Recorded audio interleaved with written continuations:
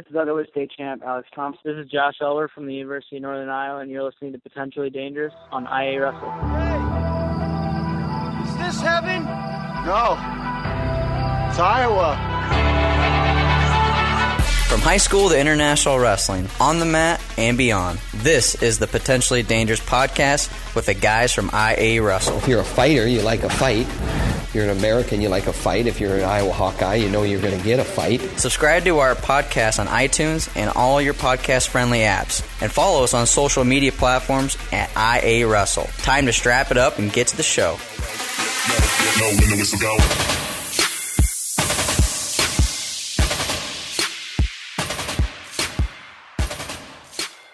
All right, we are back with Potentially Dangerous this week, episode 71, presented by MyHouse Sports Gear. I'm your host, Tony Hager, joined by Ross Bartachek. Long weekend of coverage in Altoona, Cedar Falls. There's just action everywhere, and we got a lot to get to today. ISU, UNI, Iowa, all some ups and downs, and obviously some information from the Preseason Nationals. Ross, how we doing today? Wrestling is back. I mean, college wrestling is back in full force. We had duels going on. We had true freshmen, and I guess the whole team at Grandview Open for UNI. So, I mean, the teams were in action, and it was great. It's just content is all over the place. It's insane that you go through all summer with freestyle. We had the Olympics and trials and everything, but there's nothing like high school and college wrestling season when it comes to content that's available out there. So let's look at these results. Iowa State, like I said, UNI, Iowa, all were at the Grandview Open. We were there. Tons of matches that we were able to get on video, so you can check that out on our YouTube page. But let's just stick with Iowa State first. Results from the Grandview Open for you. What were some things that stuck out to you? For me, obviously, Kanan Storr. We've been high on him since we had him in the Night of Conflict 2 years ago, but he came up and had a great tournament for Iowa State. He's definitely the obvious candidate for what was successful at the Grandview Open for Iowa State. Kind of taking a look a little bit deeper, Marcus Simmons made his way down to 125 pounds officially. That's kind of something they didn't know how he was going to handle that cut. He was slated to maybe be a 133 pounder. He makes it down, gets all the way to the finals, faces Freddie Rodriguez of Southern Illinois, who some people might remember. He wrestled JUCO in Iowa. And, he loses a sudden victory match to Rodriguez, who I think he's a top 20 guy, if I'm not mistaken. If not, he's definitely NCAA qualifier. So Marcus Simmons coming out first tournament at 125, hanging right there with a pretty good, pretty solid Rodriguez. I think that was kind of my big takeaway. This is a guy that Iowa State might, somebody they could really benefit from seeing the lineup. Well, and at that same weight class, you have Schwarm from UNI. Simmons came out and pinned him in the first period in a cradle. That was something I didn't expect. I don't think Jacob probably did either. So that was surprising. I think I'd be interested to see these guys wrestle again, getting out of that cradle. Once you're in a cradle in college, it's going to be difficult to get out of it. But Danny Vega also too at that weight class. He got 5th place, so that was a pretty deep weight class. And but up at 133, still with that young freshman Ian Parker. He was probably, as far as Kanan Storr goes, the next guy on my list is somebody that I wanted to see for Iowa State compete in an open division against some of these guys that have been around for a while. But Jacob Cologne is the guy at that weight class. But sticking with Iowa State, Ian Parker, you were able to see a couple matches with him. What were your thoughts on Parker? I was sky high on Ian Parker coming into the season. Maybe a little bit tempered now. He went up against Josh Albert, and Albert came out and just kind of smoked him. Tech fall. I did not see that coming, but I think we need to credit Parker wrestling in an open division. It's his first tournament, his first real big match he's had on the college scene. So I don't know if we need to read like way too much into the match result. But definitely, yeah, I mean, Parker was the guy I wanted to see. I wanted to see some big results. He was in a tough bracket. You mentioned Jacob Cologne of Grandview was in there. So definitely wasn't an easy bracket. Knew it was going to be a tough day for him. So there's some encouraging signs, but there's definitely some work to do that, fortunately for Iowa State, they got a lot of depth there already at 133. Yeah, I think Parker just needs to get a little bit bigger to be able to compete with guys like Alber and Cologne. I would have picked Alber going into this tournament as the favorite, but Cologne from Grandview had the biggest win in the tournament, I believe. NAI competing with the Division I wrestler, everyone always wants to see that type of stuff. So for Cologne to come up big with a fall, that was big for Grandview, I believe. They were thrilled, obviously, but as far as recruiting goes, it's good. It's a good little thing to have in their cap. But, moving forward, 49-57 with Iowa State. Chase Straw was a name. I think he's a redshirt freshman, correct? Redshirt freshman. Chase Straw's a guy out of Iowa that I wasn't for sure what to expect out of him. I think this weight class was not as difficult, I want to say, but we had Max Thompson from Northern Iowa, who we'll touch on, but this was a little bit of a lighter weight class as far as heavy hitters go. But to get in the finals, go up against Max Thompson, end up losing 8-2, I think was a good opportunity to see Chase Straw in the lineup, or at least on the mat for Iowa State. You don't really know what to expect from Chase Straw. He was up at 157 and 65 during his redshirt year. He had a good match with Hunter Washburn to start out the tournament. Washburn was 2-time state champion, I want to say. Was in the finals his senior year.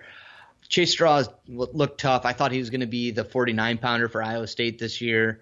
They didn't take him on the dual trip this weekend, so he stayed back and wrestled at the Open. Grandview, Walker Marshall, that's a guy that's been pretty solid for Grandview, been an All-American for them. Scotty Bonds for Midland, he's been an All-American. I think he's kind of one of the better wrestlers for that NAIA program. So seeing Straw, being able to place and finish ahead of those guys is pretty encouraging. I kind of want to see if Straw is going to get an opportunity to take over that 149 spot going forward, but I mean, I don't really know what Iowa State's going to do there in that part of their lineup. Yeah, speaking of their lineup, we saw there's a switch back to the varsity guys that were in South Dakota. Friday, Saturday, South Dakota State, North Dakota, 2 duels that did not go very well for Iowa State to start the year off. Now, like we said, we've been saying that they're not at full strength. Earl Hall, they've got some question marks up and down the lineup as to kind of who they're going to put where. Similar to last year, the way I look at how Iowa State started off. I believe they wrestled Virginia Tech first last year. They lost that duel, and they were the favorites going in, if I remember right. But these are 2 teams that I don't think they expected to lose to, even with some backups in the lineup. Kevin Jackson was not very happy. Iowa State Daily put out an article with some quotes from him, and this was not something that they expected to go out to Dakotas and become 0-2. What were some things that glaring to you with in between both duels that stuck out to you, Ross? Well, for one, former Iowa Hawkeye Seth Gross is looking pretty dang dynamic on top there for South Dakota State. I thought Nathan Boston was going to be a guy that could really push Gross this weekend and maybe be somebody that Iowa State fans could, really feel confident having as a backup. I don't know how much you take away from that, but, he lost pretty big to Gross. So they're going to be happy to get Earl Hall back. Leland Weatherspoon always has wrestled that David Koser of South Dakota State pretty close. And this time, when you wrestle close matches with guys, you got to put them away. And if you let them stay in the match, they can come around and beat you. And that's kind of what happened. Late takedown at the buzzer. So Weatherspoon goes down for them in that South Dakota State duel. It kind of sounds like there might be something going on with Marcus Harrington at 197 pounds. So it was Joe Teague who actually traveled at 197 for Iowa State. That was kind of their plan, hoping to keep the red shirt on Sammy Colbray. And then they bumped up Pat Downey to wrestle 197 on Friday night against South Dakota State, trying to preserve that red shirt. But then the North Dakota State duel happened. I think Nick Nolting, there's kind of something floating out there, their heavyweight that they brought. He kind of got banged up. So at that point, it's kind of looking like Harrington might be out of significant time. So they were like, well, maybe we got to wrestle Colbray anyway. And then when Nick Nolting went down in the South Dakota State duel after that match, it was, well, now we don't have the heavyweight. So they wrestled Joe Teague at 97, put Colbray in, burned the red shirt, put him at heavyweight. So I think that was the reasoning behind the moves there in the North Dakota State duel. A lot of people left scratching their heads putting Colbray out there at heavyweight.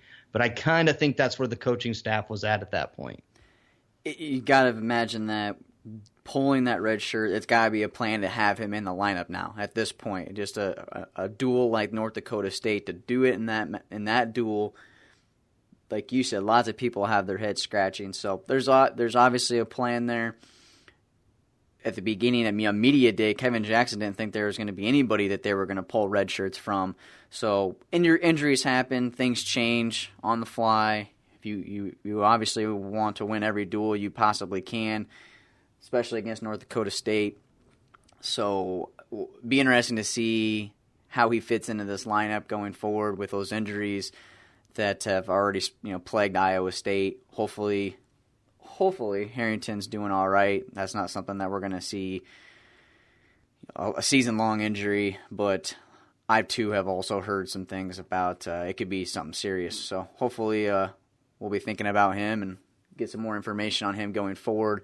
Iowa State, those lineup, there's the lineup is just going to be something we're going to have to keep our eye on. Harold Nichols is this open, the Cyclone Open, or whatever you want to call it, is this Sunday in Ames.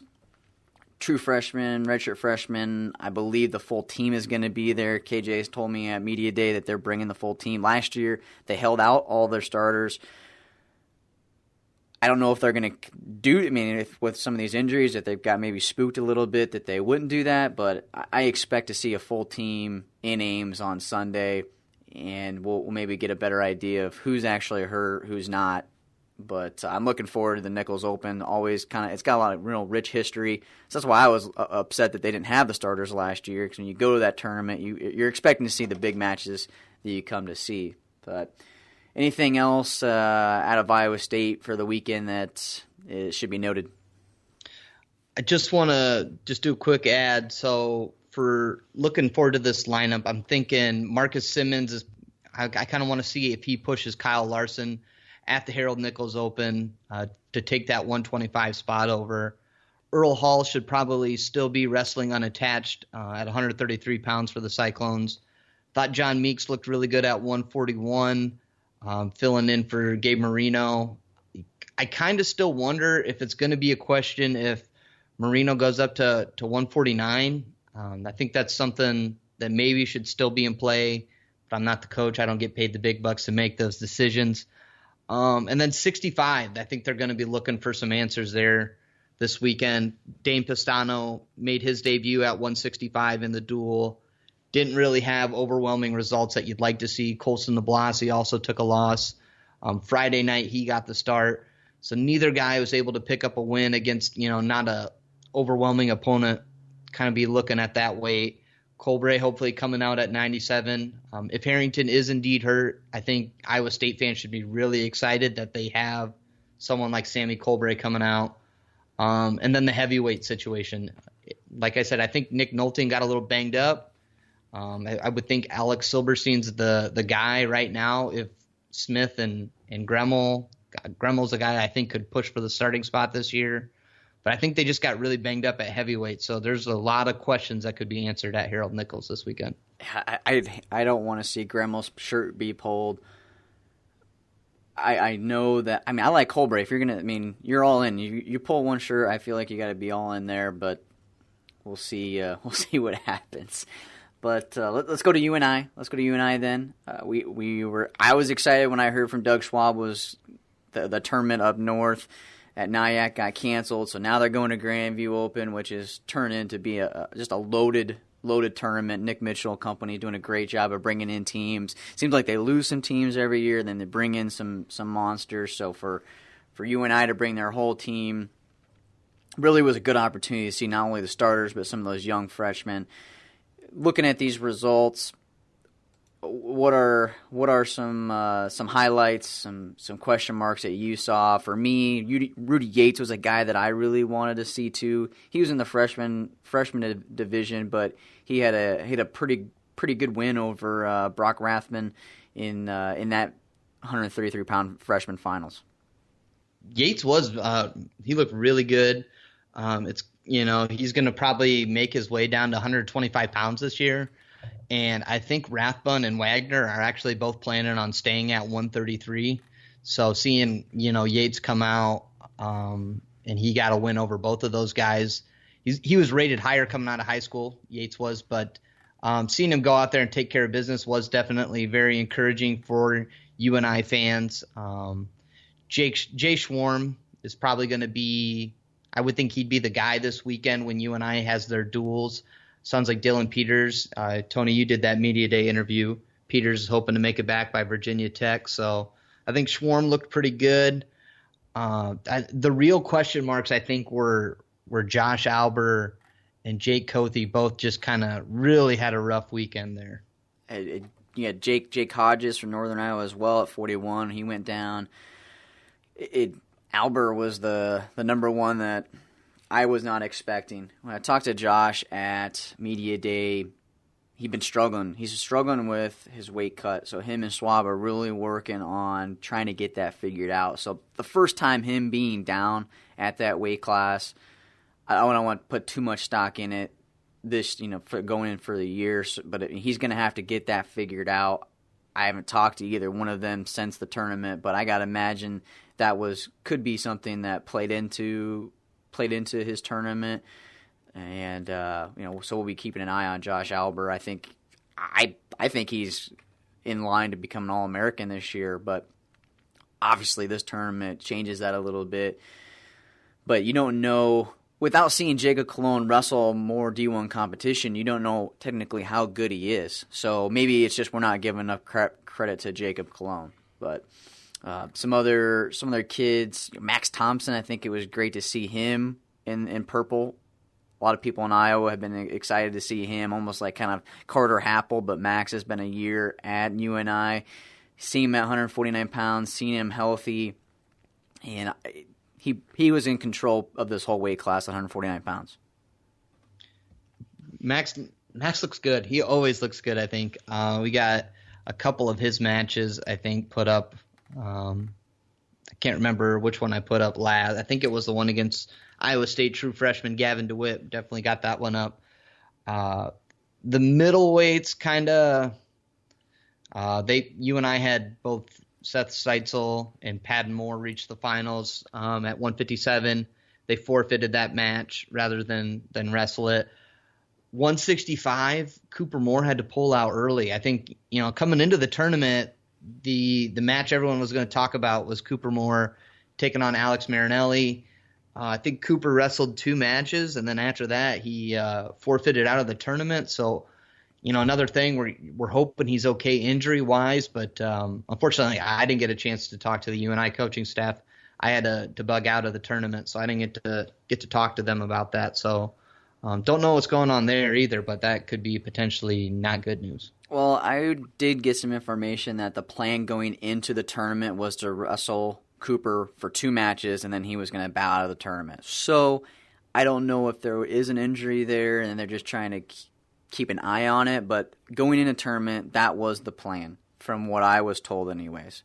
So after hearing that, I wasn't too surprised, and it's not too alarming, thinking that maybe he did get a concussion or something that was season ending or anything like that. But and Moore at 57 too, he's got an injury too. They just didn't forfeit that match out. I guess he forfeited to Stetzel because of an ankle injury. So something to keep your eye on there too at 57. Lujan. Lujan is a guy that the coaching staff is very, very high on. Taylor Lujan, Northern Iowa, 174 pounds. He had a great tournament as well. Not a crazy stacked bracket for an open division at Grandview, but had some big wins there. So nothing not expected there for Taylor. And then so they picked up a title at 174. Picked up a title at 184 as well with Drew Foster against teammate Holslag. And they had Sheldon got third as well at 184 pounds. So great tournament for UNI at 184 pounds. And I think that's going to be the biggest question, that I have right now. 184. Is Jake Holslag going to be able to come up? They call him Hog, by the way. I kept hearing him talk about Hog. So the Hog, I think he's a guy I want to see if he can maybe take over that 184 pound spot for them. I think Drew Foster kind of has the early lead. He's definitely – I think he kind of started there a little bit last year, so he's kind of got more experience up at that weight. Holschlag's coming up to 184 kind of a little bit later. So I think 184 is a weight you got to watch for UNI, kind of see who gets the starts this next week coming up. At 197, I did talk to the coaching staff. Jared Bartell, I believe he's doing fine. They just kind of held him out precautionary. Didn't want to really send him out there and have him get hurt, so they held him back. They did wrestle up their redshirting Tyler Hoffman, their JUCO national champ, and they just kind of wanted to see how he looked at 97 this weekend. Not, real encouraging results from Tyler, unfortunately. So I think, UNI fans are going to have to really hope for Bartell to be healthy this year to have a national qualifier at 97. Up at 285 with J.J. Everard. He ended up getting fourth place there, too. Those results, I didn't get a chance to watch any of his matches, so I don't want to judge anything from J.J. Did you get a chance to watch any of his matches as well? But I'm just looking off the results here. That I'm assuming that's got to be pretty disappointing for him. Yeah, I think they were really hoping for JJ to step in and kind of show no downgrade from having Blaze Cabell all those years. But fourth place finish. I mean, Dean Broghammer of Grandview took second. I guess that was by injury, but Broghammer, I think everybody knows, is not just a good NAIA wrestler. He's good. He can hang there with D1 guys. So kind of disappointed to see JJ finish that low, but kind of like you, I didn't really get a chance to see him wrestle as much as I would have liked to, at least. Looking forward to UNI. They've got a try meet on Friday. Schwab had a press conference this week. That video is going to be going up on IAwrestle here soon. They've got Nebraska Kearney coming in, Utah Valley on Friday night. And from what I got from the press conference, Schwab is expecting them to bring in a fight. They're not looking to wrestle any backups or anything like that. They're bringing their full lineup, full bore. And he also mentioned, which I didn't catch at fight night, was they didn't win in West Gym at all last year. They went 0-5. So they are definitely looking to get one in the win column. They're going to have a pretty good shot here against Nebraska Kearney and Utah Valley. We'll have Nick Ryder up there doing coverage on Friday night, so back-to-back duels on Friday.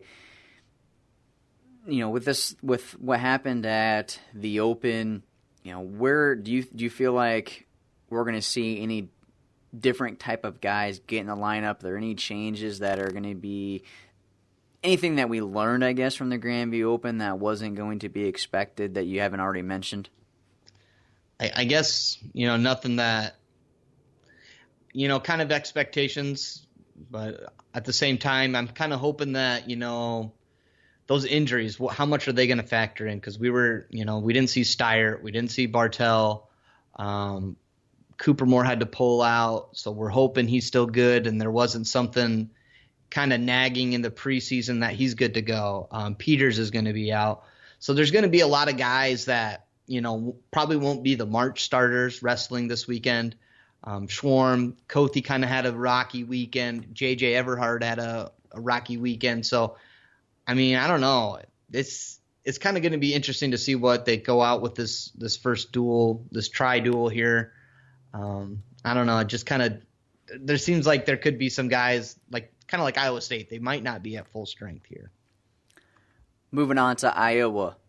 Iowa was also at the Grandview Open. They brought all of their redshirt freshmen studs.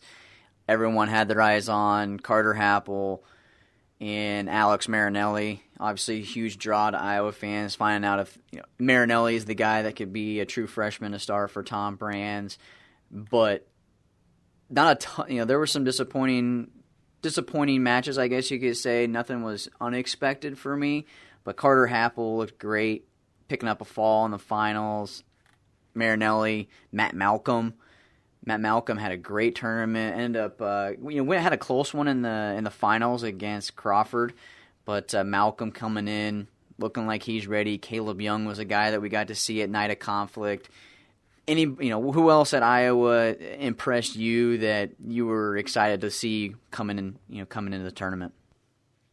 All eyes were on Alex Marinelli. A lot of people came over to watch that first match with him versus Isaiah Patton of UNI. Marinelli looks the part. He's got the heavy hands. He's constantly moving. He was really pushing the pace in that match. And I think a lot of us agreed that we're watching and kind of commenting on the match. He's a frustrating guy. Those hands, it's just, I don't know, kind of reminds you of Metcalf, just how he's constantly moving you, and it just kind of frustrates you to the point where you make a mistake. He did kind of try and do, I don't know, I was trying to remember what Critter was saying, if he said if it was a JV or if it was a middle school move when he's trying to go that 3/4 for the pin to just wrench guys over. But I wouldn't be too worried about him trying to pull that out, this weekend at Luther or when he's wrestling, a little bit tougher competition. I think he just was kind of trying to see it was there, and maybe he thought, he just felt a little bit better than the guys there. Maybe he just was a little confident coming into that tournament. But I thought he looked great as far as Marinelli went. He's got very, very heavy hands. He's able to move his opponent really where he wants to. Sometimes I could see where the more and more people have some footage on him in a big match. Do I think he's ready to be a true freshman at this level? I don't think so yet, because more people get some footage on him.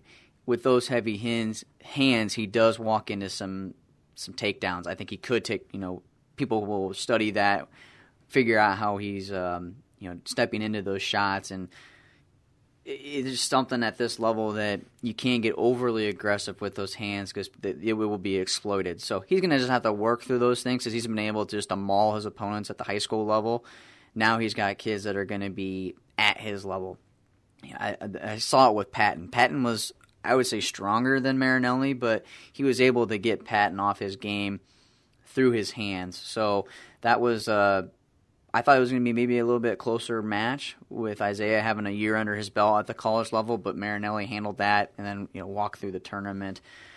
So the freshmen, we got to see the Iowa freshmen they didn't wrestle in the open division, which I was a little disappointed. I wanted to see where they stuck, Wagner, Rathbun, where they stood at that open level, but Brains Company just trying to get them as many matches as possible at this point. Carter Happel definitely had a lot of eyes on him, not as much as Marinelli, though. But going forward, we're going to see a lot of these guys at the Luther Open as well. So I'm looking forward to that, and we're going to have Critter up there doing coverage. So, you got to see the freshmen this year, this past weekend at the Grandview Open. What are you looking forward to, Ross, this weekend with some of the starters up in Luther? Well, I think, all the freshmen are planning on going there. It's kind of a little disappointing to have the Harold Nichols Open the same weekend as the Luther Open.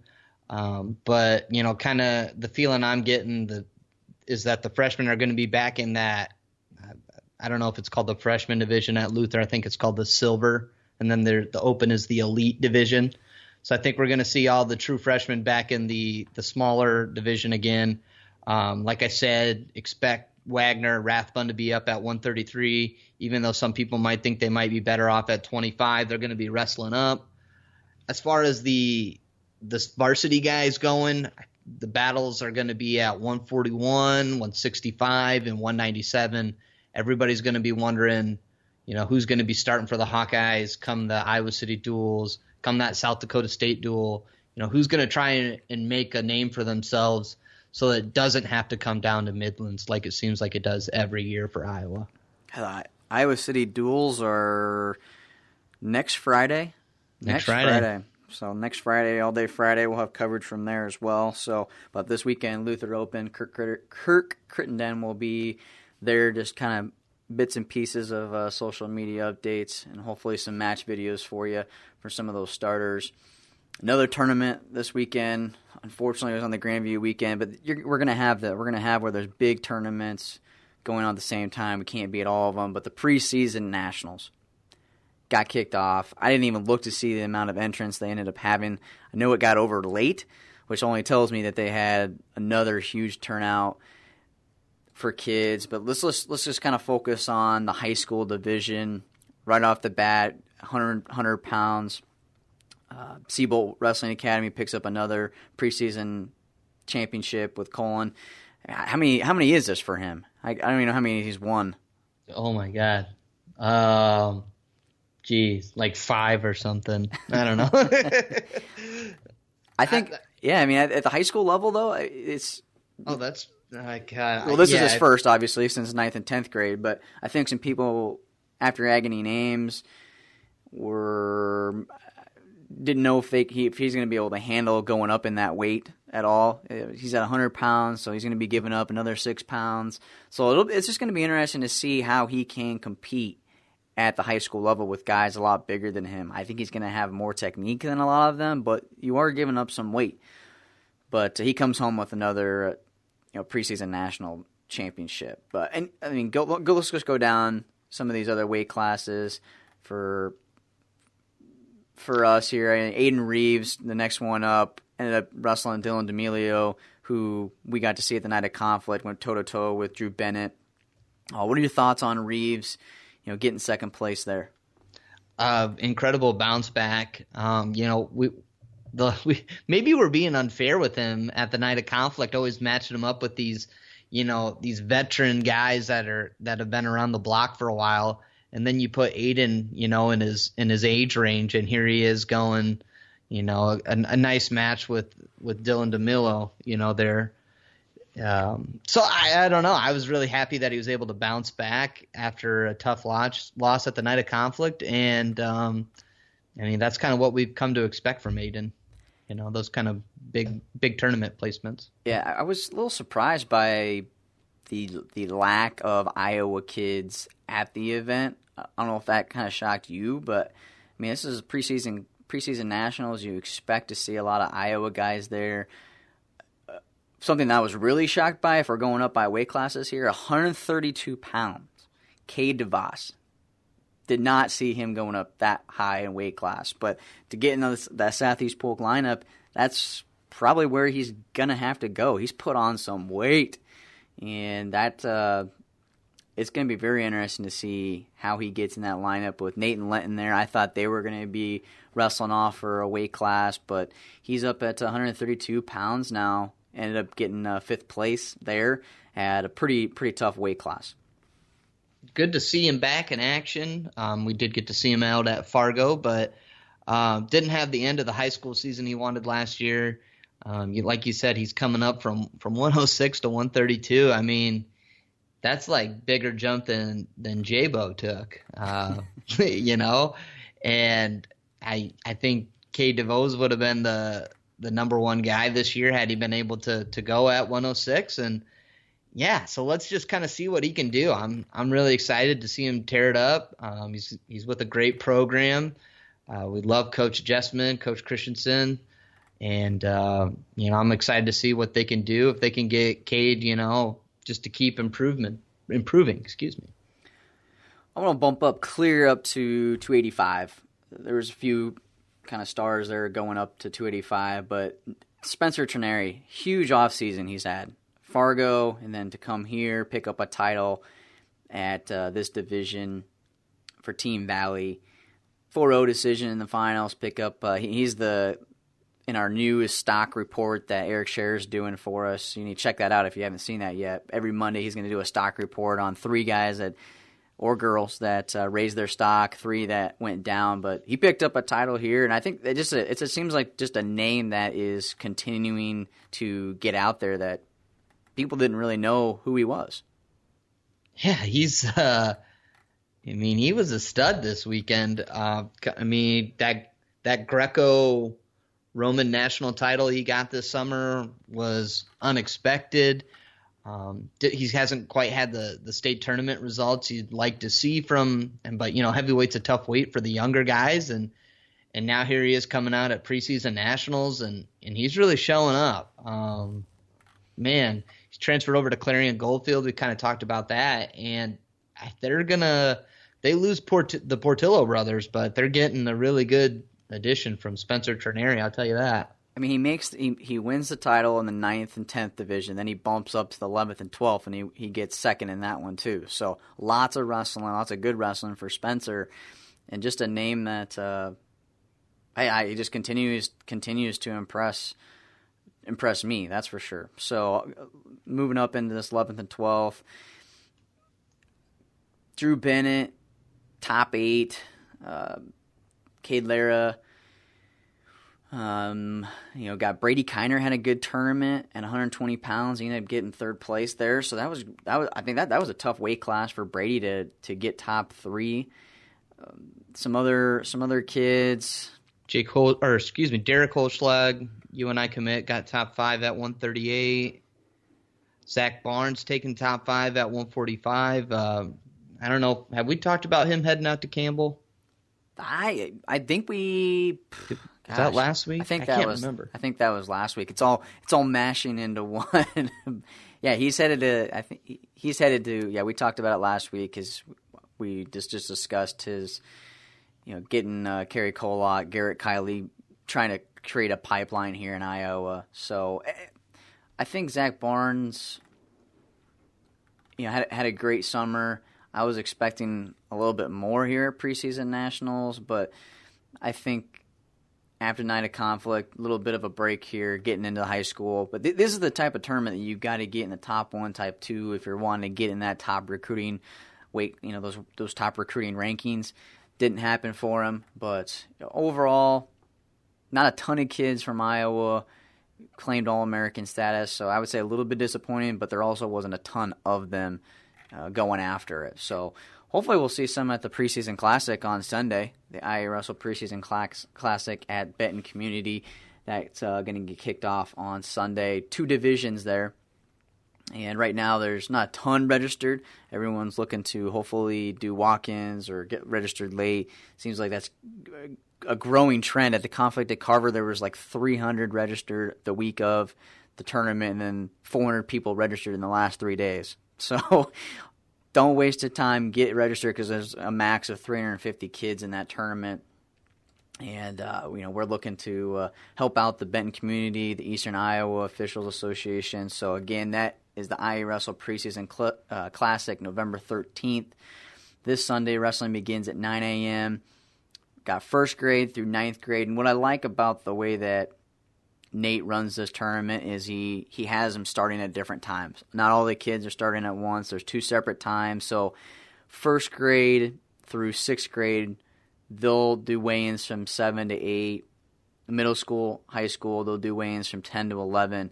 And then they'll get kicked off to get this tournament rolling. Goes really smooth. Nate does a great job in Eastern Iowa Officials Association. So we'll be there. Lisa Yankovic is going to be taking some photos from all the divisions for you, and Lars Underbaki will be out there doing social media and all that good stuff. So IAwrestle Preseason Classic, looking to grow that thing, maybe take it out of the Benton community gym, take it into a bigger arena in the future, but we got to get to that point first. And we mentioned this earlier when we were talking about Spencer Ross, is that first stock report that Eric did. What are your thoughts? Did you agree with some of them? Is there anybody else on that stock report that you felt got left off? Well, yeah, I think kind of want your opinion. What do you think about, looking just at the positives? What was the biggest stock positive for you. We mentioned that Spencer Trineri was one of the stock ups. The other one was we had true freshman Kanan Storr, Alex Marinelli, both winning open titles at the Grandview Open. And the other stock up was Pat Downey, who bumped up to 197, beat a top 10 guy. And then he picked up a pin in the North Dakota State duel. So I kind of want to get your hit. Who had the biggest stock up? Out of those three, or somebody separate from these? Out of those three. I mean, what was something that you coming in, you were like, that's definitely on my stock up, since you didn't do the report? Yeah, I would say Spencer Trineri. I mean, that's not that his stock wasn't up already, but I felt like his name, his accomplishments at the Preseason Nationals were bigger than Kanan Storr's, Alex Marinelli, two guys that we would expect to win those tournaments. I would say Spencer would be probably the biggest stock rising, and then Pat Downey, and then Kanan Storr and Marinelli is how I would rank them. I don't think he's got them in any specific rankings, but nope. Pat Downey bumping up, that's a huge win for him, but not expected, I guess. Spencer Trineri to win that division at 9th, 10th, and then to bump up, I think is a bigger stock for me. Yeah, and that loss was to Kevin Vo of Ohio, who's like I think he's top 25 for sure in this senior class. I mean, that's a tough guy to match up with. So yeah, like you said, Eric didn't rank him, so maybe that was a little unfair to make you rank him there, Tony. Is there anybody else that you thought should have been on the stock up list? Is there somebody else you would honorable mention? Honorable mention, maybe Carter Isley. He won a tournament there, and I think he's been another guy that's just been able to manhandle his competition at his grade level. So he didn't wrestle a ton of older kids as well at this tournament, but to see him come to an open like that and to get the win, I think a lot of people just those heavier guys. I think people always question kind of how they will transition to college wrestling, because college wrestling now, not that Carter doesn't have he's crazy. He just doesn't look like a strong guy, but I've been told numerous times by the coaches that he puts a grip on you and you're going to remember it. So he's just a guy on the outside that doesn't look like a very strong heavyweight, but for him to pick up that tournament win, I think is going to be good for his confidence, and we'll see how it transitions into some of these other open tournaments. How about for you? I'd have to go back to the guys we've kind of already mentioned in this podcast. Jacob Cologne getting that big win over Josh Alber, getting a top 20 win for an NAIA guy. I know they love it when they get those kind of wins. And the other one is Marcus Simmons for me. I was kind of questioning how he would handle 125. We've kind of already talked about weight cuts and how that affects guys early season. But so far, early going, Marcus Simmons is looking good. And I think he could be, somebody that could maybe be a dynamic scorer for Iowa State. So stock ups on him for taking second. And I'm really looking forward to seeing what he could do. I forgot about Cologne. That definitely needed to be on there. I think that definitely needs to be an honorable mention or above probably Pat Downey's win. I mean, NAI doesn't get enough cred, and this is an opportunity for them to get some cred. So definitely somebody that got left off the stock up report, the first stock report by Eric Scherers, but great to see that. Stock down, wasn't really surprised by any of them. Iowa State had a horrible weekend, and the staff is there to tell you that it was not. I guess on paper, it was not a good weekend for them. And full strength, so not at full strength. You can't just assume that the whole year is going to look like that. But still, kind of disappointing way to start the season off for fans. Yeah, and some of those fans don't really know what's going on behind the scenes, I guess, with some of these injuries. But for somebody that's not kind of like your not your everyday fan, just an Iowa State fan, will look at this and question it, obviously. But I think they're going to have to get some things figured out in that lineup.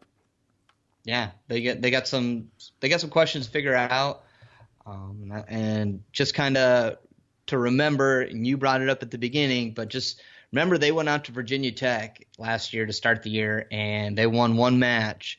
And then they came back in the middle of the season, and they beat Virginia Tech out at the Virginia Duels.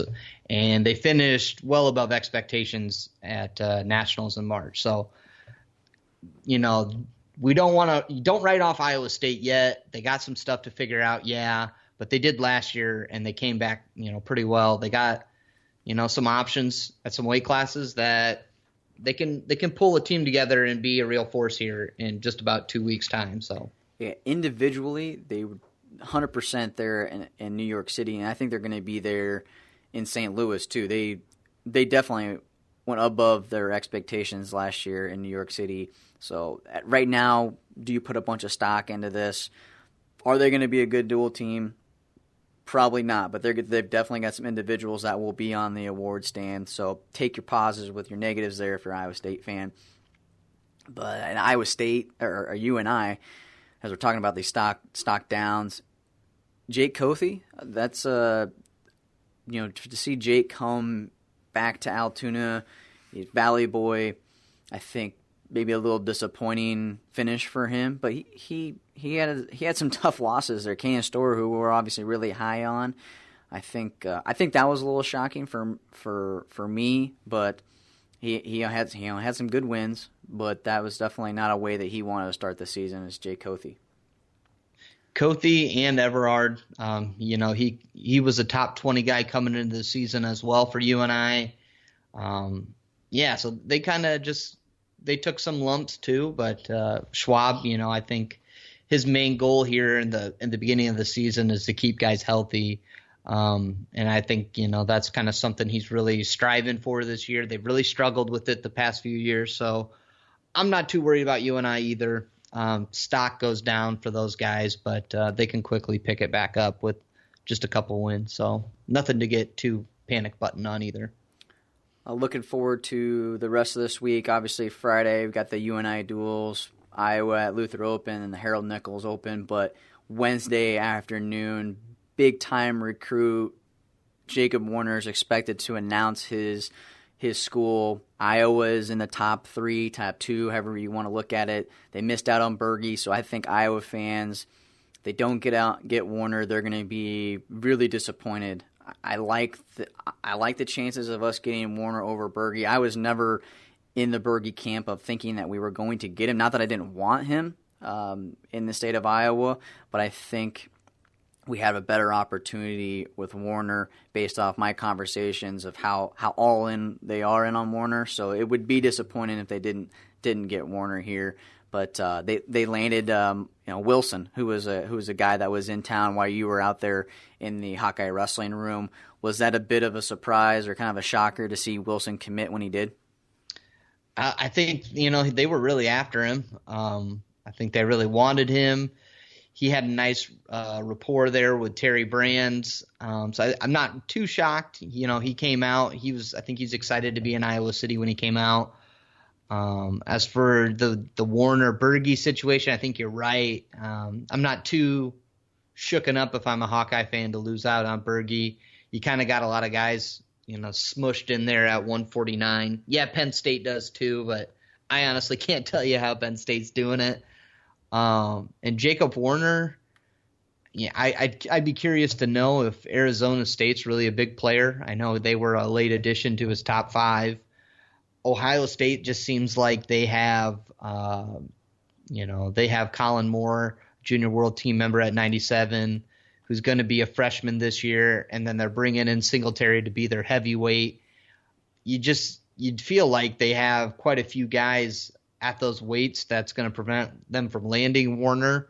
So you would think Iowa's in a good position right now, heading into November 9th when he's going to announce. Well, we'll all be glued to that announcement. Big news going forward. Good way to springboard into the season on recruit. Last week was disappointment, but we'll see if they can land that. In the end, wrestling season is here. Tons of content coming to the website. Look for it. Follow us on social media at IAwrestle. This has been episode 71 of Potentially Dangerous. For Ross Bartachek, I'm Tony Hager. We'll see you next week.